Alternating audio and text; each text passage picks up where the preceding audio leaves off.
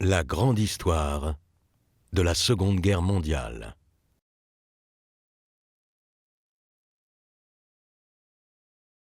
Épisode 6. La conquête des Balkans.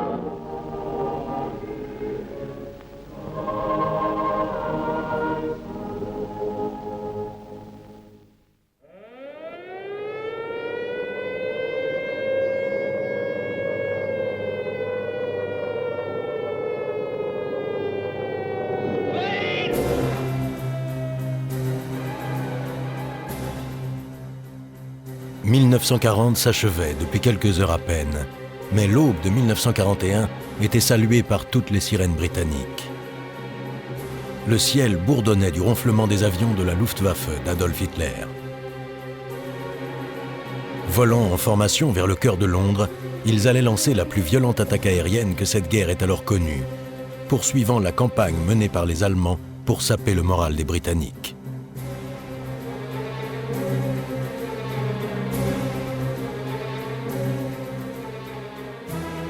Les bombes pleuvaient sans discontinuer sur les rues et les immeubles. Les sombres allées et les passages tortueux de Londres se trouvèrent illuminés par un feu si violent qu'il fut surnommé le second incendie de Londres, en référence au grand incendie de 1666.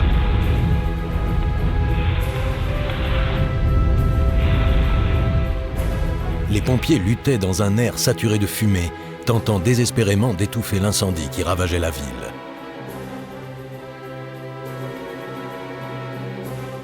Pendant ce temps, en dessous, dans leurs abris et dans les stations de métro, les civils tremblaient de peur, espérant et priant pour survivre une nuit de plus au Blitz. Depuis l'été 1940, le peuple britannique souffrait des terrifiantes attaques aériennes. Le bilan ne cessait de s'alourdir. Il était tragiquement évident qu'un plus grand nombre de civils que de soldats étaient tombés, victimes des ravages de la guerre.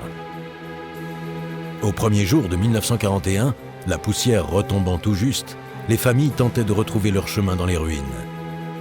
Il n'était pas surprenant de constater que les Anglais se sentaient plus seuls que jamais dans leur combat contre les forces de l'Axe.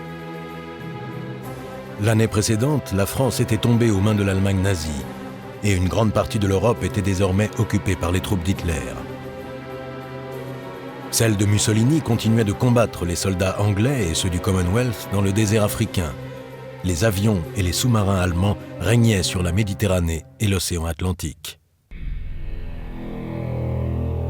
Cependant, en 1941, les premières fissures allaient apparaître dans les alliances forgées autour d'Hitler. En revanche, les liens entre ceux qui combattaient du côté allié se resserraient. À l'inverse, la défiance faisait son apparition entre ceux qui combattaient aux côtés de l'Allemagne nazie. L'Union soviétique se renforçait, préparant ses armées et sa machine de guerre, modifiant l'équilibre des forces existantes entre Hitler et le leader russe, Joseph Staline. D'imprévisibles événements en découlèrent qui allaient avoir un impact décisif sur le déroulement du conflit.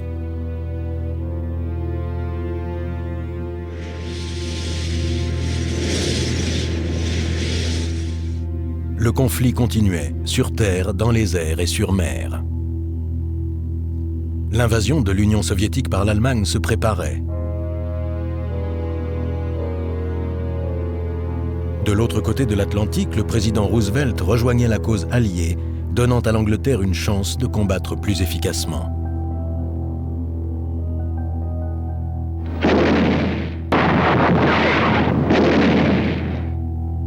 En janvier 1941, la plus grande partie de l'Europe continentale était occupée par les forces de l'Axe. La France était tombée en juin 1940, en dépit de toutes ses tentatives pour repousser l'avance de la Wehrmacht. La Hollande, la Belgique, le Luxembourg avaient subi le même sort. Au nord, le Danemark et la Norvège avaient été envahis dès avril 1940 et la Finlande s'était rendue à l'Union soviétique un mois plus tôt. En Europe de l'Est, la Pologne, le pays pour lequel la France et la Grande-Bretagne étaient entrées en guerre, avait été partagée entre Staline et Hitler. Ses habitants subissaient toute l'horreur de l'occupation nazie et soviétique. Le seul pays libre et surtout capable de combattre l'Axe était la Grande-Bretagne. Des soldats de tout le Commonwealth venaient rejoindre les troupes anglaises. D'Australie à l'Inde, en passant par le Canada, des soldats, des sapeurs, des pilotes et des marins arrivaient pour faire leur devoir en participant au combat.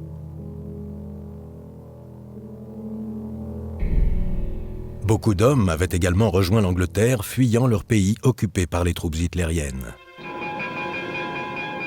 Les pilotes polonais jouèrent un grand rôle dans les combats contre la Luftwaffe pendant la bataille d'Angleterre de l'été 40.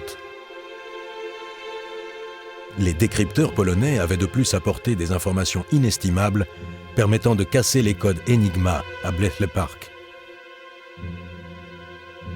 Ailleurs, ceux qui vivaient en territoire occupé formaient des groupes de résistance, sabotant les communications de l'ennemi et rassemblant leurs sympathisants pour continuer à combattre dans de nombreuses poches de résistance dans toute l'Europe.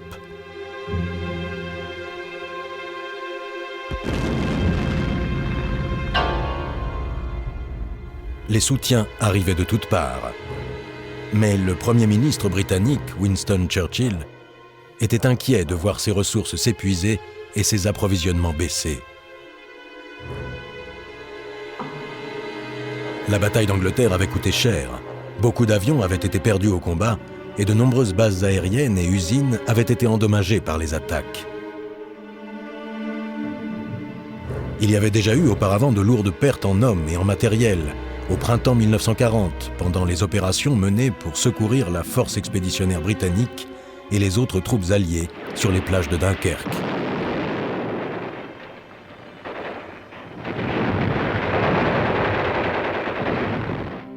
L'évacuation de Dunkerque, en dépit d'avoir été une retraite, avait été célébrée avec enthousiasme par les Alliés comme s'il s'agissait d'une victoire. Hitler avait gagné, mais le moral des Alliés avait été regonflé. Si beaucoup de soldats avaient été ramenés à l'abri sur le sol britannique, des blindés et de nombreuses et précieuses armes avaient été abandonnées sur les plages de France.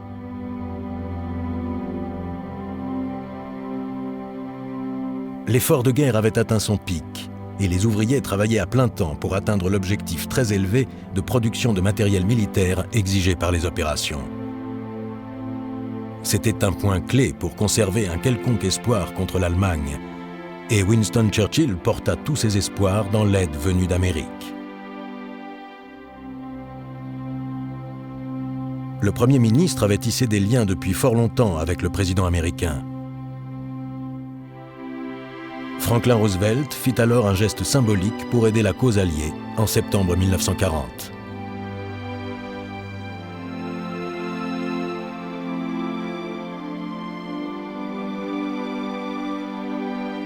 En échange de territoires dans les colonies anglaises pour établir des bases navales et terrestres, 50 destroyers US furent transférés à la Royal Navy. En dépit du statut de neutralité des États-Unis, Churchill vit dans cette décision un geste de non-neutralité affirmé.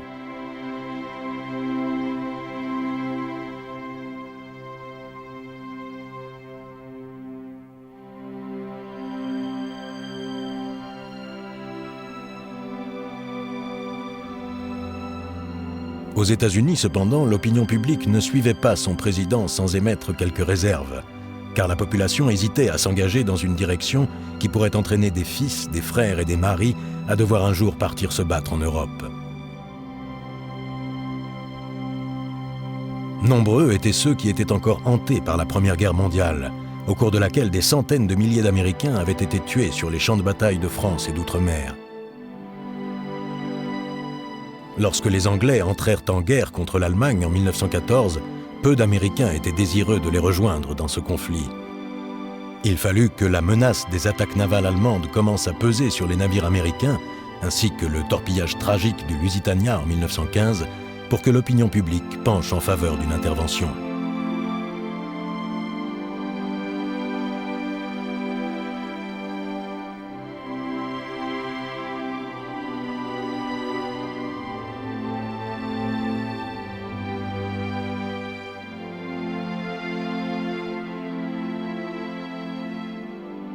Plus de 20 ans après, Adolf Hitler était bien conscient du danger d'entraîner les États-Unis dans la guerre et évitait de commettre les mêmes erreurs que ses prédécesseurs.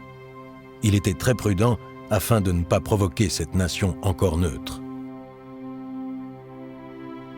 La moitié de la population américaine était déterminée à rester en dehors du conflit européen. Mais la conscription en temps de paix, qui transformait beaucoup d'hommes en militaires, commençait à faire craindre que les Boys soient rapidement envoyés en Europe.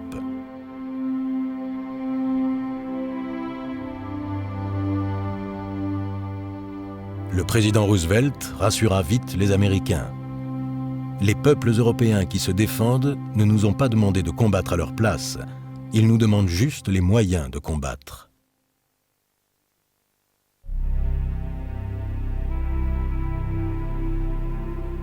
Il tira la sonnette d'alarme. Car si l'Angleterre devait tomber, les puissances de l'Axe, dont l'objectif était de dominer le monde, contrôleraient l'Europe, l'Asie, l'Afrique, l'Australie et les océans, laissant l'Amérique seule en ligne de mire.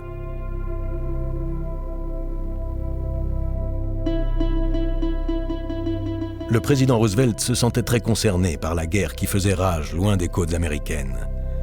Le 6 janvier 1941, il fit un discours devant le Congrès qui est entré dans l'histoire comme le discours des 4 libertés.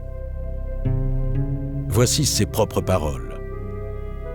« Nous appelons de nos vœux un monde fondé sur 4 libertés essentielles. La liberté d'expression partout dans le monde. La liberté pour chaque personne de pouvoir honorer Dieu selon ses propres rites. La liberté d'être à l'abri du besoin. La liberté de ne pas avoir peur. C'est une base pour un monde acceptable à notre époque et pour notre génération. Ce monde est la parfaite antithèse de celui fondé sur la tyrannie que les dictateurs cherchent à imposer à coups de bombe. »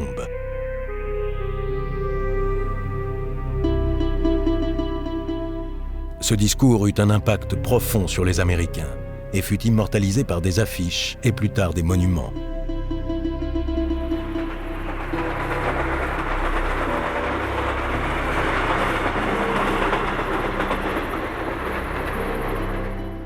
Il permit aussi de justifier l'augmentation des productions de matériel militaire. Mais si beaucoup d'Américains étaient conscients de la possibilité d'entrer en guerre, pour les Anglais qui combattaient seuls Hitler et Mussolini, ce n'était que des mots. Les bombes continuaient à pleuvoir sur les cités et les ports anglais. Les troupes étaient à nouveau déployées en Afrique.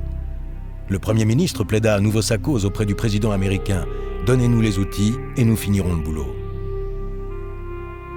Churchill savait bien que les Alliés avaient besoin de bien plus que des discours, aussi inspirés soient-ils, pour empêcher que le territoire britannique tombe entre les mains de l'Axe.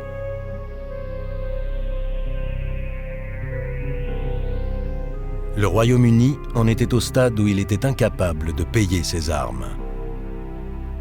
De peur que les Anglais ne se rendent à Hitler, Roosevelt demanda au Congrès une loi qui ne limiterait ni le montant ni la forme de l'aide qui pouvait être fournie. L'accord prêt-bail autoriserait Roosevelt à vendre, transférer les titres de propriété, échanger, prêter ou louer n'importe quel matériel militaire à n'importe quel pays dont la défense était déclarée vitale pour la sécurité des États-Unis.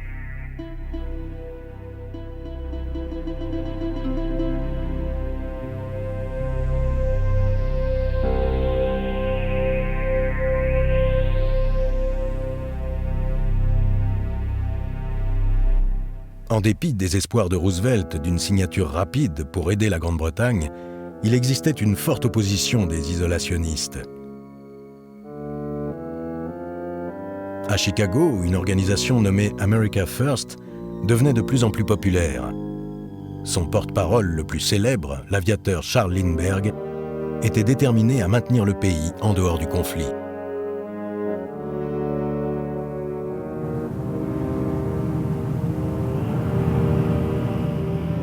De nombreuses personnalités avaient rejoint ce courant de pensée, dont Walt Disney, le producteur mondialement connu, l'actrice Lillian Gish, ainsi qu'Alice Roosevelt Longworth, la fille aînée de Theodore Roosevelt, président des États-Unis de 1901 à 1909. Des hommes politiques supportaient également cette organisation. Le sénateur Burton Wheeler fit tout ce qu'il put pour déstabiliser le président en faisant circuler des rumeurs sur le souhait qu'aurait celui-ci de renforcer la marine afin d'entrer en guerre. Une grande partie de la population redoutait de prendre part à une nouvelle guerre. Ces accusations menaçaient de mettre en péril l'accord pré-Baille, entraînant de nouveaux délais pour l'envoi de l'aide à l'Angleterre. Roosevelt était furieux. L'Axe renforçait sa mainmise sur l'Europe. Il craignait qu'Hitler ne lance ses opérations de débarquement en Angleterre très rapidement. De l'autre côté de l'Atlantique, Adolf Hitler avait d'autres soucis. Il prévoyait d'expédier ses troupes d'assaut dans une direction que Roosevelt n'avait pas prévue. En août 1939, le ministre des Affaires étrangères allemand, Ribbentrop, avait signé un pacte de non-agression avec son homologue soviétique Molotov. Hitler surveillait attentivement le territoire soviétique et attendait l'opportunité d'écraser Staline et l'Armée rouge. Ce projet n'était pas seulement motivé par le désir de conquérir plus de territoire pour le Troisième Reich, mais aussi pour satisfaire une haine personnelle du dictateur nazi contre le communisme. Et en dépit de l'énormité de la tâche qui l'attendait, Hitler était persuadé de pouvoir porter la guerre non seulement à l'ouest, mais aussi à l'est. Les Allemands observaient les activités des Russes avec attention. Ils avaient noté la faiblesse de l'armée soviétique, comparée à l'efficacité de leur armée qui avait déferlé sur l'Europe de l'Ouest si facilement.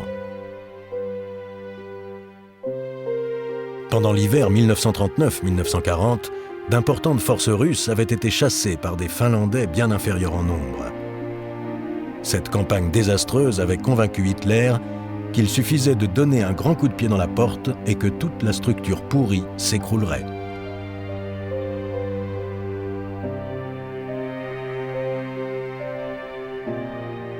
Le 18 décembre 1940, le Führer avait diffusé ses premières directives concernant l'opération Barbarossa, démontrant son intention d'envahir l'Union soviétique dès le printemps 1941. Pour préparer ce plan ambitieux, il s'attachait à sécuriser les Balkans sur le flanc sud de la Russie.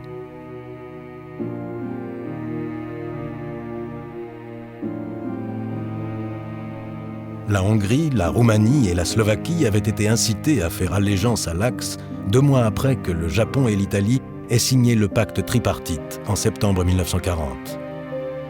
La Roumanie, en particulier, jouait un rôle vital dans les plans d'Hitler.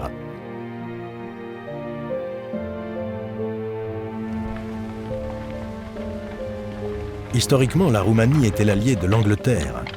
Elle avait combattu du côté de l'Entente contre l'Allemagne pendant la Première Guerre mondiale. Le traité que la Roumanie avait signé avec les Alliés en 1916 avait été célébré, mais malheureusement, les choses ne s'étaient pas passées comme prévu pour cet État des Balkans. Bien que l'armée roumaine, à cette époque, fût relativement importante, forte d'un demi-million de soldats, ils étaient mal entraînés et commandés par des officiers inexpérimentés.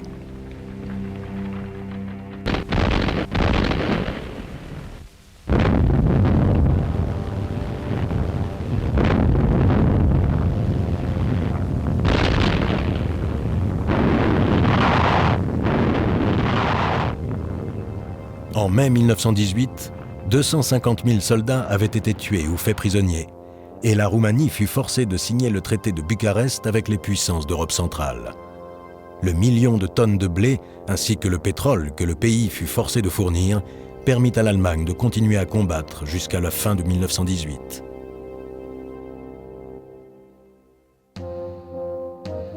C'est surtout le pétrole roumain qui intéressait Hitler, tout autant que l'intérêt stratégique du pays placé le long de la frontière sud de l'Union soviétique.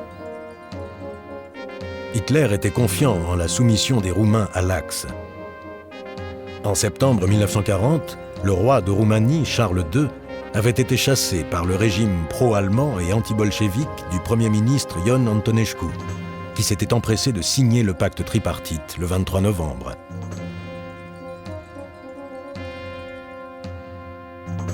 Les troupes allemandes envahirent sans tarder la zone et le pays devint une base importante pour Hitler. Le dictateur roumain devenait l'un de ses alliés les plus fidèles.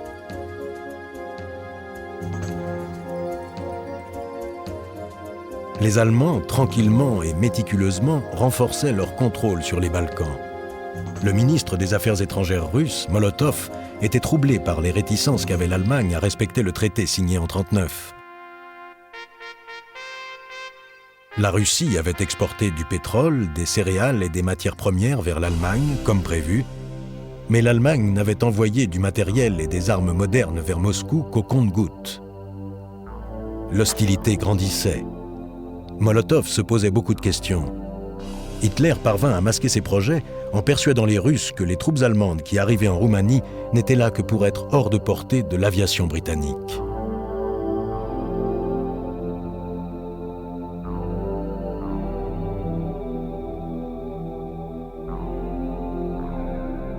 Détourner l'attention des Soviétiques devint rapidement la dernière des préoccupations d'Hitler. En effet, les activités de son allié italien, Benito Mussolini, menaçaient de saper ses plans d'offensive de printemps et risquaient de l'obliger à retarder l'offensive de plusieurs mois. Mussolini était devenu très jaloux des succès de son partenaire, dont les troupes occupaient l'Europe, de la Pologne à la Norvège. Lorsqu'il apprit que les Allemands occupaient en plus les champs pétrolifères de Roumanie, il devint furieux. Pour Mussolini, c'était un ancrage en Europe du Sud-Est, une zone que l'Italie réclamait comme relevant de sa sphère d'influence exclusive. Il était très désireux de connaître enfin le plaisir d'étendre le territoire italien, tout comme les Allemands l'avaient fait. Et si Hitler devait posséder des territoires de l'Atlantique à l'Oural, lui devait dominer la Méditerranée et tous les territoires qui l'entouraient.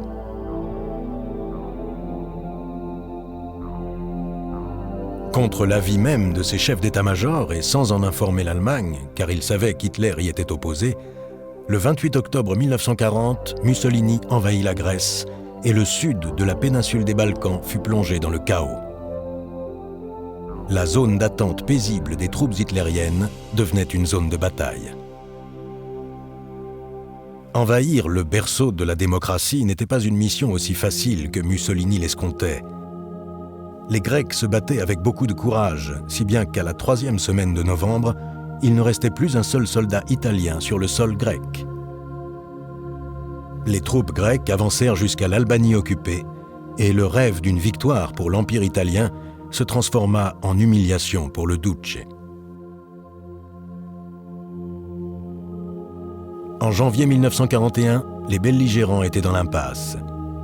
L'esprit combatif des soldats grecs suscitait l'admiration, et Hitler s'inquiétait que les Alliés ne leur viennent en aide et pénètrent dans les Balkans.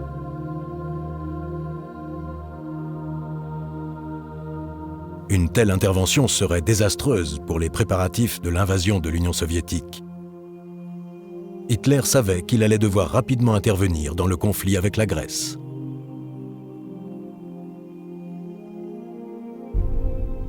Les sujets de préoccupation ne manquaient pas.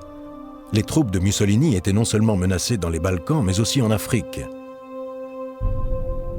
Quand l'Italie avait déclaré la guerre le 10 juin 1940 contre la France et la Grande-Bretagne, les positions britanniques en Afrique du Nord paraissaient très menacées. Le général anglais Percival Wavell commandait 40 000 hommes issus des Dominions qui étaient menacés par 200 000 soldats italiens en Libye et 250 000 au sud de l'Éthiopie et de la Somalie.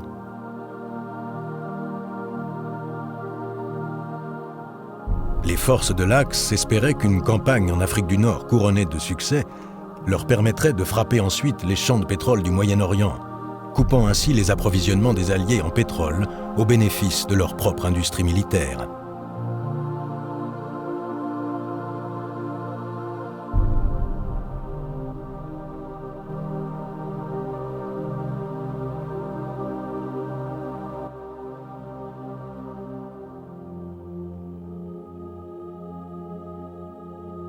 En dépit des combats dans le ciel de l'Angleterre, Churchill avait courageusement envoyé ses troupes pour défendre l'Égypte.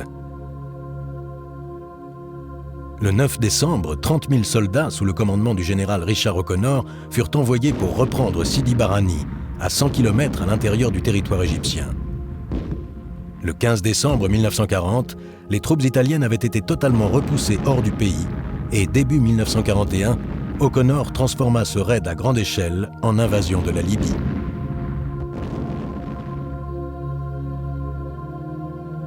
Les Alliés espéraient que la prise de contrôle de l'Afrique du Nord serait un pas de plus pour la création d'un second front contre les puissances de l'Axe en Europe, mais Hitler et ses généraux portèrent leur attention sur la mer Méditerranée.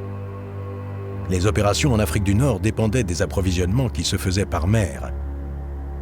Si les forces de l'Axe parvenaient à bloquer les routes maritimes, les conséquences seraient désastreuses. Elles contrôlaient déjà la plupart des ports de l'Afrique du Nord. Après la chute de la France, elles avaient mis la main sur les ports du Maroc, sur Oran en Algérie, Tunis en Tunisie. Les Italiens avaient également le contrôle de Tripoli et de Benghazi en Libye.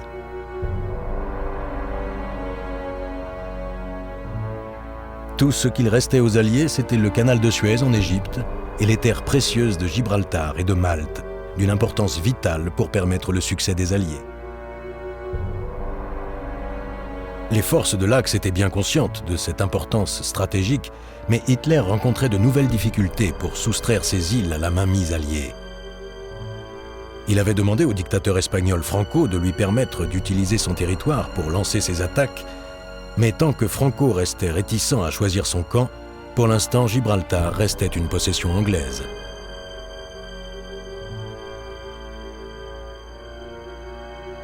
Malte était encore plus cruciale pour la campagne en Afrique du Nord. Non seulement elle servait d'escale aux convois alliés partis d'Angleterre, mais en plus, la position de l'île, juste entre la Sicile et l'Afrique du Nord, était parfaite pour lancer des attaques contre les convois de l'Axe à destination de l'Afrique.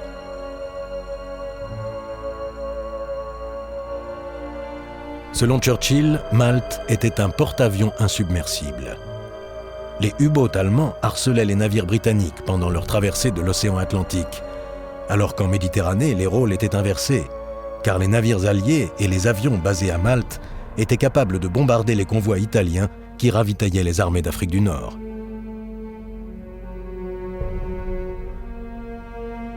Les forces de l'Axe étaient conscientes que la capture de Malte pouvait influer sur le déroulement de la campagne en Afrique du Nord. Les bombardements réguliers de l'île, ainsi que les sous-marins en meute grouillant autour d'elle, firent des convois vers l'île de véritables missions suicides.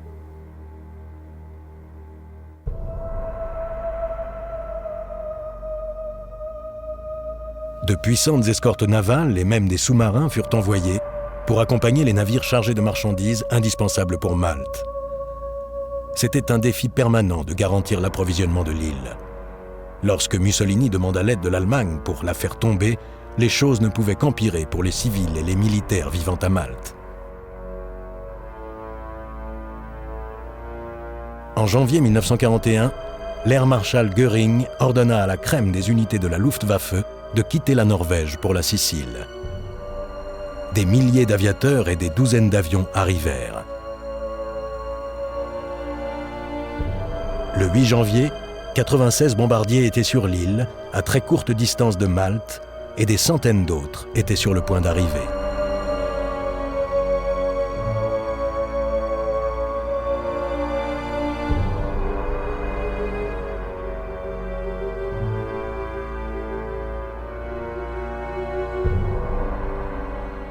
Parmi les pilotes allemands qui arrivèrent en Sicile se trouvait Joachim Munchberg, un jeune as de la chasse de 21 ans, qui venait de recevoir la plus haute distinction pour sa bravoure, la Croix de Fer. Des pilotes de la Luftwaffe de ce gabarit se rassemblant en Sicile augmentaient sérieusement les risques pour les convois vers Malte.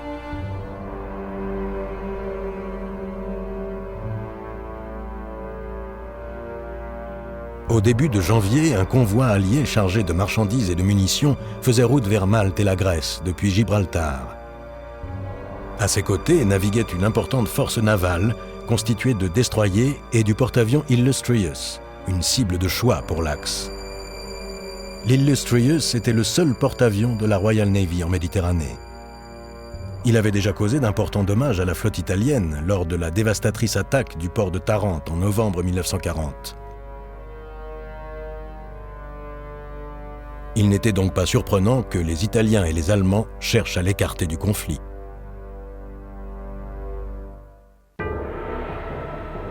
Au début de l'après-midi du 10 janvier, la Luftwaffe fit son entrée en scène en Méditerranée. 43 Stuka attaquèrent le convoi, plongeant en vagues synchronisées depuis différentes altitudes pour tromper la DCA des navires. Très habiles, les pilotes de la Luftwaffe lancèrent leurs attaques sans se soucier de leur propre sécurité. Les bombes de 500 kg anti-blindage filèrent droit sur les navires et eurent un effet dévastateur. L'Illustrious reçut 7 impacts directs, et les appareils Fulmar et Swordfish, qui étaient sur le pont et qui auraient pu faire la différence, furent détruits. Malte était alors virtuellement seule et subissait des bombardements pires que ceux subis par n'importe quel autre pays de toute la guerre. Plus de bombes allaient tomber sur cette petite île que sur Londres durant tout le Blitz.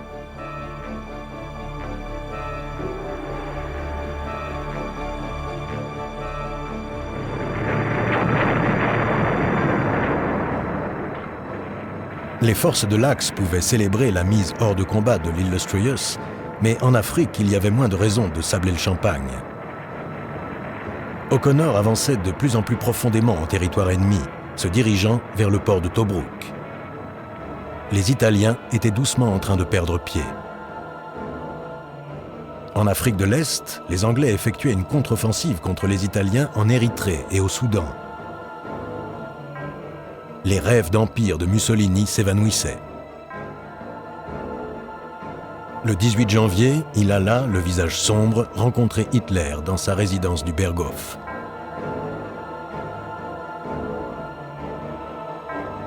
Dans le magnifique décor des Alpes bavaroises, les deux dictateurs avaient beaucoup de sujets à aborder. Mussolini était visiblement inquiet de la situation qui se détériorait en Afrique.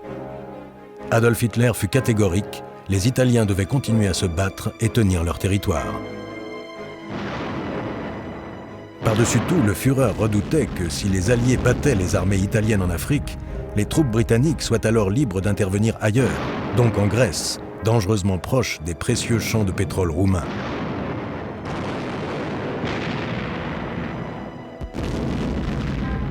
Tripoli ne devait pas tomber, dit-il à Mussolini. Il enverrait des renforts depuis l'Allemagne aussitôt que possible pour les aider à défendre la Libye contre les troupes de O'Connor. Alors même que les leaders de l'Axe discutaient de leur stratégie militaire, les troupes britanniques se rassemblaient autour de Tobrouk. Au matin du 21 janvier, profitant de l'obscurité, un violent assaut fut lancé. Et rapidement, les bataillons de O'Connor enfonçaient les lignes de défense. Avec force grenades, tanks et artillerie, les troupes britanniques repoussèrent les unités italiennes qui défendaient la ville.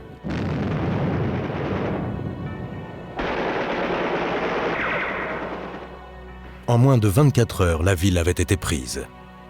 En dépit de l'ordre insistant de Mussolini annonçant que la reddition n'était pas une option possible, les troupes italiennes n'avaient plus d'autre choix que de déposer les armes.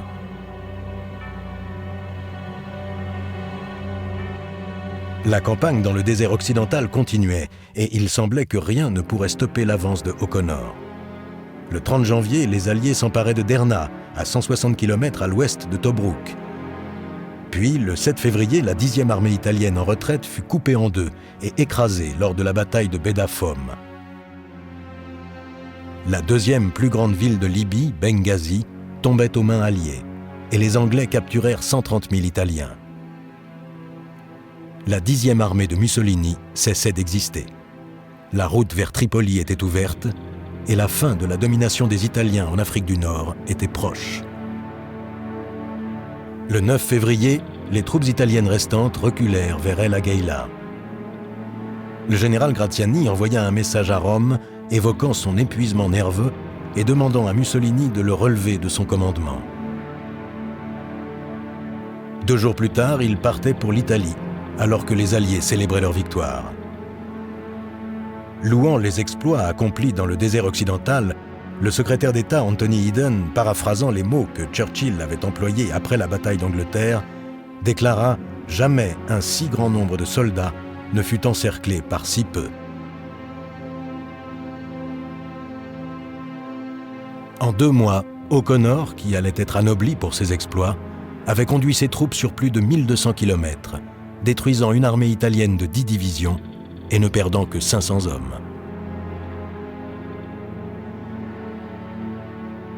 La campagne dans le désert occidental avait été un grand succès, mais en Angleterre, la situation politique était délicate. Churchill devait à nouveau faire face à un cruel dilemme. La guerre entre Mussolini et la Grèce continuait. Or, l'Angleterre avait signé un accord avec la Grèce en avril 1939. Les Grecs luttaient toujours contre les troupes italiennes. Il était devenu inacceptable de ne pas aider un allié menacé. L'absence de réaction pouvait discréditer les Britanniques, qui dépendaient également du soutien étranger. Churchill estima qu'un effort symbolique devait être au moins tenté. Il s'arrangea avec Wavell, le commandant des troupes britanniques au Moyen-Orient, pour déplacer une partie non négligeable du 13e corps de O'Connor de la Libye à la Grèce. Wavell était hésitant en raison des opérations en cours, mais la plus grande partie des troupes de Graziani avait été capturée. Il estima qu'il était alors possible de transférer ses hommes. Cette décision allait pourtant avoir des conséquences graves pour ceux qui avaient été laissés sur place pour poursuivre le combat. Adolf Hitler avait suivi avec la plus grande attention chaque mouvement des Alliés. Les troupes de O'Connor étaient considérablement affaiblies. Il vit l'opportunité de frapper. Le 12 février, l'Afrika Korps, récemment formé, composé de troupes fraîches et aguerries, fonça dans le désert pour empêcher un effondrement total des forces italiennes. L'Afrika Korps était mieux équipé que l'armée de Mussolini et, plus important encore, il avait à sa tête l'un des plus grands généraux allemands, Erwin Rommel. Rommel était un officier déjà médaillé pendant la Seconde Guerre mondiale. Il avait affronté les forces alliées en 1940 et il eut un rôle déterminant dans le succès des opérations allemandes dans le nord de la France.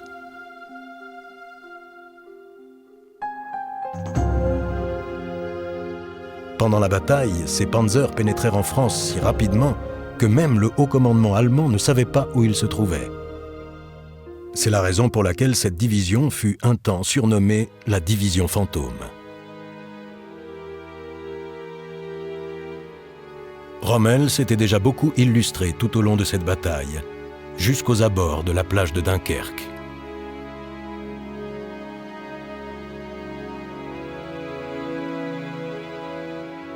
Il n'est donc pas étonnant que l'arrivée de Rommel en Afrique du Nord causât de l'inquiétude aux Alliés. Les troupes allemandes progressaient vers les positions avancées anglaises de El Agheila depuis leur base de Tripoli. O'Connor allait être victime d'un terrible retournement de situation. Rommel s'avéra si habile lors des combats en Afrique qu'il y gagnera son surnom de renard du désert. Le 20 février, les troupes allemandes et britanniques s'affrontèrent pour la première fois en Afrique. Les Alliés furent forcés de battre en retraite et de se diriger vers l'Égypte.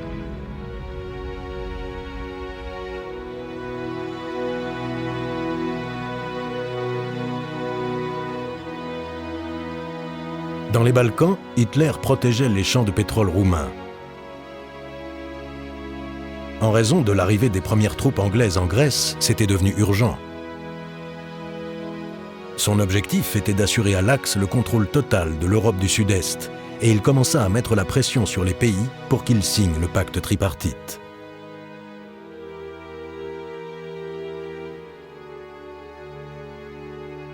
Toute nation qui ne se soumettrait pas devrait faire face aux armées du Troisième Reich. Le gouvernement grec, tout comme le roi de Grèce, qui avait rejeté l'offre d'immunité allemande, était alors en danger. Ils allaient devoir entrer dans une guerre difficile à gagner. Lorsque la Bulgarie accepta de faire partie de l'Axe le 1er mars, Dans la journée même, les unités allemandes traversaient le Danube afin que les forces aériennes et terrestres puissent se déployer dans la campagne bulgare, prêtes à attaquer la Grèce voisine. Mais la Grèce n'était pas le seul pays des Balkans à vouloir préserver son territoire.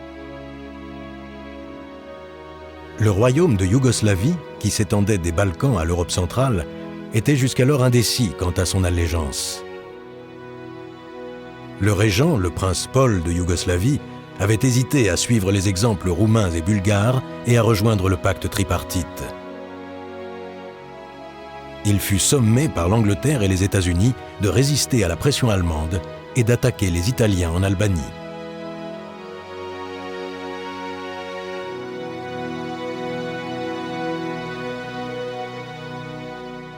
À la suite de la Première Guerre mondiale et du traité de Versailles, la Yougoslavie était devenue une amie de la France.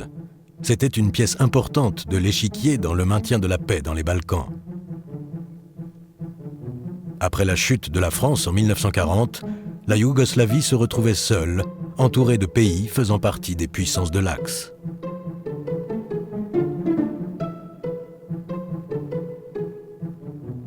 Le 4 mars 1941, le prince Paul de Yougoslavie rencontra Hitler et annonça qu'il allait signer le pacte à la condition que son pays n'ait pas à combattre pour l'Axe et que les troupes allemandes ne transitent pas par la Yougoslavie.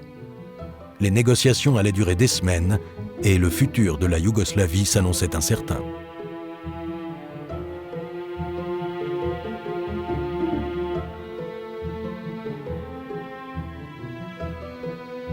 Les forces de l'Axe étendaient leur hégémonie en Europe et au-delà. Adolf Hitler, tout en maintenant la pression sur les États balkaniques, maintenait le contact avec ses alliés japonais.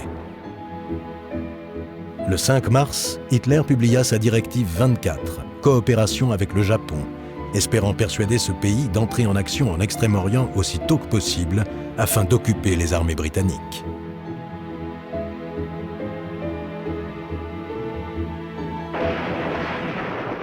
Le Japon était alors engagé dans un conflit long et brutal avec la Chine et avait déjà utilisé la faiblesse des positions des empires occidentaux à son avantage.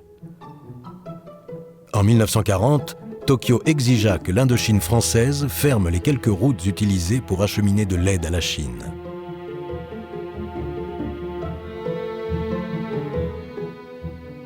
La même année, ils avaient aussi demandé au gouvernement britannique de fermer la route de Birmanie qui allait du territoire tenu par les Anglais jusqu'à la cité de Kunming.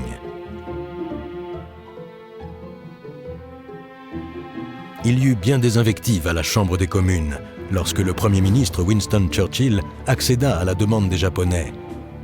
Mais la Grande-Bretagne était dans une position si vulnérable que Churchill ne pouvait pas prendre une autre décision. La plupart des colonies les plus importantes de l'Angleterre étaient en Extrême-Orient, dont Hong Kong et surtout Singapour, qui était considéré comme le Gibraltar de l'Est. Il y avait aussi la Malaisie péninsulaire au nord de Singapour, qui était une source essentielle de caoutchouc, et bien sûr la Birmanie, avec le port indispensable de Rangoon. Maintenant, les Japonais étaient prêts à s'aventurer un peu au-delà de la Chine, et s'ils pouvaient s'emparer des avant-postes du puissant empire britannique, non seulement ils auraient accès directement aux ressources naturelles, mais cela signifierait aussi que les approvisionnements des troupes britanniques déjà limités allaient finir par s'épuiser.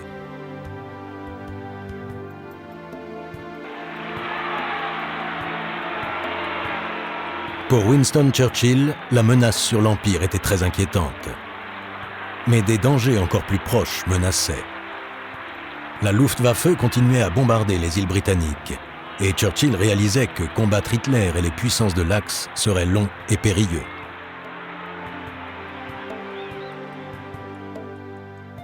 L'Angleterre était désormais l'objet d'attaques régulières depuis septembre 1940, et il y avait peu d'espoir que la Luftwaffe ne cesse ses bombardements.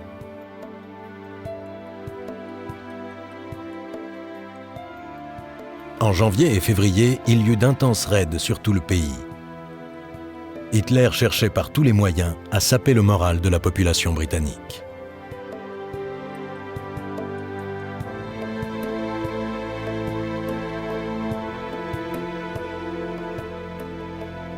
Mais il fallait plus que le Blitz pour battre l'Angleterre. Et en dépit des bombes qui pleuvaient, la nation britannique restait résolue.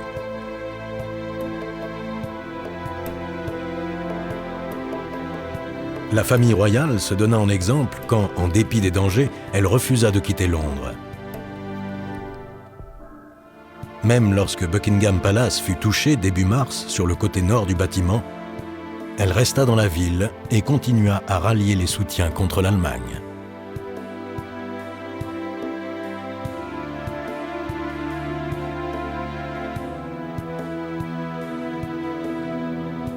Les forces allemandes étaient engagées sur terre, dans les airs et sur mer, mais de plus en plus de soldats britanniques quittaient le pays pour être déployés autour du globe. Le gouvernement britannique faisait le maximum pour garder l'ennemi à distance, et des mesures extrêmes durent être prises. Le ministre du Travail et du Service national, Ernest Bevin, prit la décision radicale d'appeler les femmes anglaises à participer à l'effort de guerre. Les femmes adultes commencèrent à faire partie de la main-d'œuvre à partir de mars 1941. L'Angleterre se transformait par la mise en œuvre d'une économie de guerre totale. En décembre, Bevin fit un pas de plus et ordonna la conscription des femmes. Dans un premier temps, toute Anglaise célibataire âgée de 20 à 30 ans était appelée. Au milieu de l'année 1943, presque 90% des célibataires et 80% des Anglaises mariées travaillaient en usine, dans les champs ou dans les forces armées.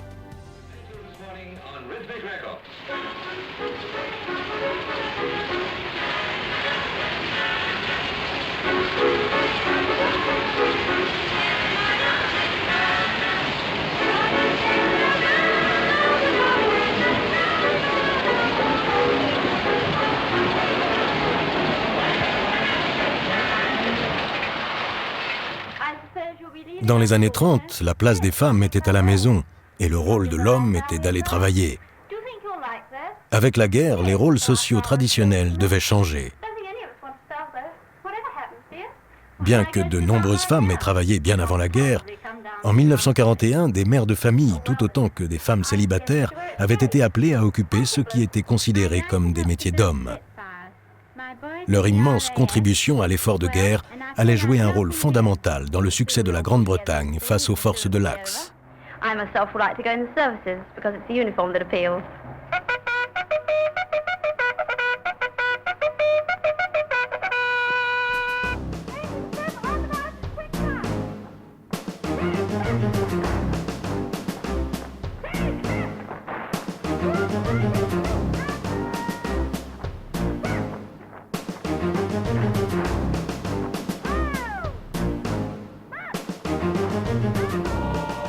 Le printemps 1941 approchait et les bombardiers de la Luftwaffe appliquèrent une nouvelle tactique.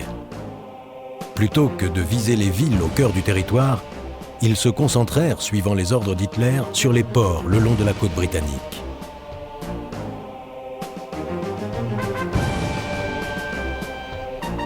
Ce changement était la conséquence de la baisse d'efficacité de la marine allemande dans la bataille de l'Atlantique. Les pertes de U-boats augmentaient, en partie à cause des destroyers supplémentaires que Roosevelt avait fournis en 1940.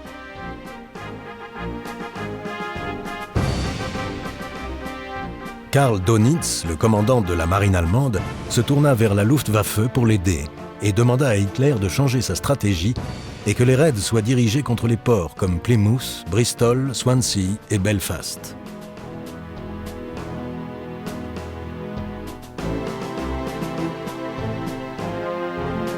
Les populations civiles victimes du Blitz ne cessaient de croître. Le 11 mars 1941, Churchill put enfin donner l'information qu'il attendait avec impatience. Après des mois de débats et de négociations, le président Roosevelt avait finalement gagné face au Congrès et avait signé l'accord pré-bail. Cela signifiait que d'importantes quantités de matériel militaire américain allaient bientôt arriver en Europe et que ceux qui combattaient l'Allemagne avaient désormais un solide espoir de gagner la guerre.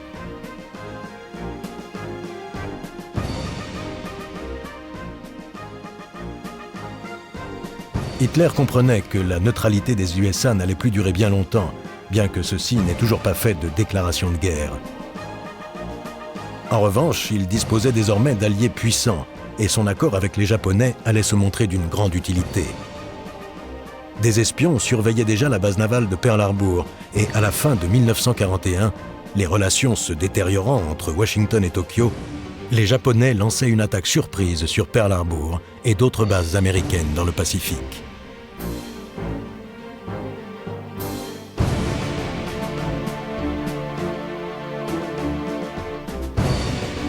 Mais en mars 1941, Hitler n'avait pas de temps à consacrer à la menace américaine.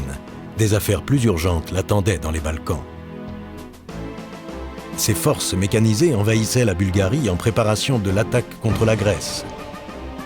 Et Hitler attendait toujours que la Yougoslavie confirme qu'elle se rangerait du côté du Troisième Reich.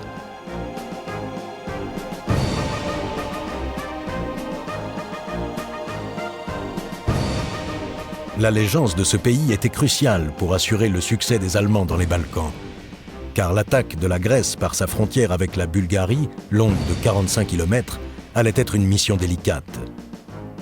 D'un autre côté, s'ils étaient capables d'attaquer par la vallée de la rivière Vardar en Yougoslavie, ils auraient une chance de plus de vaincre la résistance grecque. Le 25 mars, le prince régent Paul signa le pacte tripartite. Mais de nombreux Yougoslaves, y compris parmi les membres du gouvernement et de l'armée, étaient de fervents anti-nazis, et la nation était loin de le suivre. Le 27 mars, un coup d'État balaya le gouvernement pro-Axe, et le prince Paul fut remplacé par le roi Pierre II, petit-fils du couple royal britannique. C'était un acte superbe, mais qui entraîna le royaume de Yougoslavie vers un destin terrible. Hitler, à peine capable de croire la nouvelle, annonça furieux que la Yougoslavie serait anéantie pour avoir renoncé à une politique de compréhension envers l'Axe.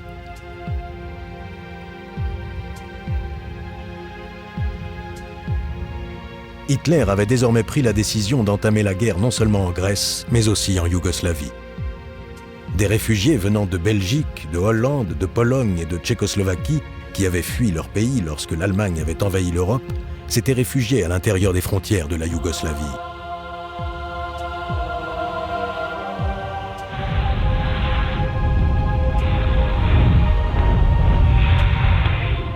À l'aube du 6 avril, le royaume de Yougoslavie vit son pire cauchemar se concrétiser lorsque les avions de la Luftwaffe commencèrent à bombarder la capitale, Belgrade. Des milliers de gens moururent au cours de ce qu'Hitler avait baptisé l'opération Punition. Pendant ce temps, au sud, l'armée allemande traversait la frontière avec la Grèce, pays qui allait être battu en quelques semaines. Les Balkans étaient plongés dans le chaos. Loin de là, au nord, le dictateur soviétique Joseph Staline gardait un œil sur ces événements. Il avait déjà été averti par des diplomates étrangers qu'Hitler préparait une invasion de la Russie, mais il ne pouvait croire que l'Allemagne allait déclencher un conflit contre l'immense armée rouge, alors que d'autres combats se déroulaient ailleurs. Et pourtant, au début de l'été 1941, les troupes d'Hitler entamaient une guerre contre les Soviétiques. La Seconde Guerre mondiale allait prendre une nouvelle tournure et l'Union soviétique rejoindre les Alliés.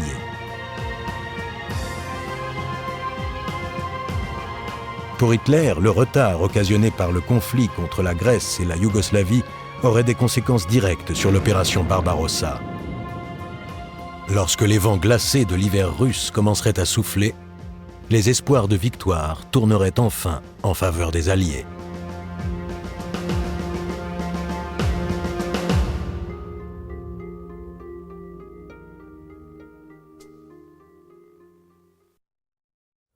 Épisode 7.